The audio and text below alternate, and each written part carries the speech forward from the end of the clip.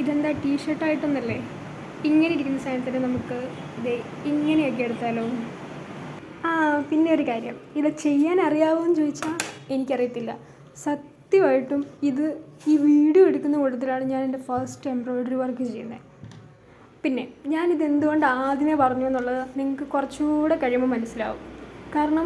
മനസ്സിലാവും. അപ്പം നമുക്ക് കാര്യത്തിലോട്ട് വരാം. ഇതിനാദ്യമേ വേണ്ടത് വലിയ യൂസൊന്നും ഇല്ലാത്ത, നമുക്ക് പോയാലും കുഴപ്പമില്ല എന്ന രീതിക്കുള്ള ഒരു ടീഷർട്ട് എടുക്കുക. ബിഗിനേഴ്സിനോടാണ് ഞാൻ ഈ പറയുന്നത്. എന്നിട്ട് അതിൻ്റെ നമ്മുടെ ലെഫ്റ്റ് സൈഡിലോട്ട് ഒരു ഫ്രെയിം ഫിറ്റ് ചെയ്യുക. നമുക്കറിയാമല്ലോ സാധാ ടീഷർട്ടിൻ്റെ ഡിസൈന്.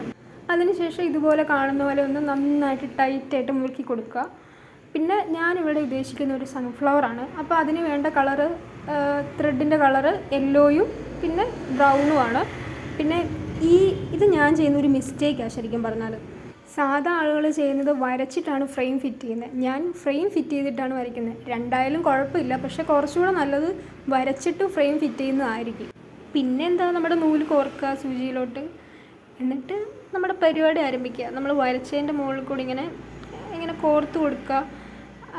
ഇവിടെയാണ് ഞാൻ നിങ്ങളോട് ആദ്യമേ ബിഗിനറാണെന്ന് പറഞ്ഞതിൻ്റെ കാര്യം. കാരണം ഇതുണ്ടോ, മിസ്റ്റേക്ക് വന്നിട്ടുണ്ട്, നീളത്തിൽ കുറച്ച് വ്യത്യാസം വന്നിട്ടുണ്ട് അങ്ങോട്ടും ഇങ്ങോട്ടുമൊക്കെ. അതാണ് ഞാൻ ആദ്യമേ നിങ്ങൾക്ക് ഡിസ്ക്ലെയിമർ തന്നത്.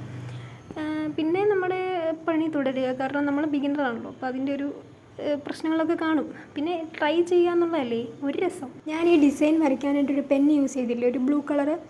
അത് ഈ എംബ്രോയ്ഡറി കിറ്റ് വാങ്ങിയപ്പോൾ കിട്ടിയൊരു പെന്നായിരുന്നു. അത് നമ്മൾ ഇങ്ങനെ വരച്ച് നമ്മളുടെ പരിപാടിയൊക്കെ കഴിഞ്ഞ് കഴിയുമ്പോൾ നമ്മൾ ഒന്ന് വാഷ് ചെയ്ത് കൊടുത്താൽ ആ കളറ് ഫുള്ളായിട്ട് പോയി കിട്ടും. ഒരു ജെൽ ടൈപ്പ് പെന്നാണ്. പിന്നെ ഇതിൻ്റെ പരിപാടി, ഈ അവസാനം ചെയ്യുന്ന കാര്യങ്ങളൊന്നും എനിക്ക് വലിയ പിടുത്തമില്ലാത്ത പരിപാടിയാണ്. പിന്നെ തട്ടിക്കൂട്ടി നമ്മൾ സാധാ ചെയ്യുന്ന ഊഹം വെച്ചൊക്കെ ആണ് ഞാൻ ഈ കാട്ടിക്കൂട്ടുന്നത്. അവസാനം എന്തായാലും ഫൈനൽ റിസൾട്ട് എനിക്ക് ഇഷ്ടപ്പെട്ടു. അത്യാവശ്യം അകലെ നോക്കുമ്പോൾ മനസ്സിലാകും ഉദ്ദേശിച്ചത് എന്താണെന്നുള്ളത്. പിന്നെ അടുത്ത് വന്ന് സൂക്ഷിച്ച് നോക്കിയാലേ മനസ്സിലാകത്തുള്ളൂ. ഒരു ചെറിയ അങ്ങോട്ടും ഇങ്ങോട്ടും ഒരു ലെങ്തിൻ്റെ വ്യത്യാസമൊക്കെ അത്യാവശ്യം നല്ലതായിരുന്നു. സത്യം പറഞ്ഞാൽ ഇത് ചെയ്യാനായിട്ട് വലിയ സ്കില്ലിൻ്റെ ആവശ്യമൊന്നുമില്ല. എന്ന് വെച്ചാൽ ഞാൻ ഈ ചെയ്യുന്ന സാധനം ചെയ്യാനായിട്ട് ഒരുപാട് സ്കില്ലിൻ്റെ ആവശ്യമൊന്നുമില്ല. ഞാൻ പിൻട്രസ്റ്റിൽ നിന്ന് ഒരു ഫോട്ടോ എടുത്തു, ഇങ്ങനെ ചെയ്യാൻ തീരുമാനിച്ചു. എന്നിട്ട് ഒരു ഡിസൈൻ കിട്ടിക്കഴിഞ്ഞപ്പോഴത്തേക്കും എൻ്റെ ഊഹത്തിനായിരുന്നു പിന്നെ ബാക്കിയെല്ലാം. വീഡിയോസും പിൻട്രസ്റ്റിൽ അവൈലബിൾ ആണെങ്കിൽ പോലും ഞാൻ അതൊന്നും ചെയ്തില്ല.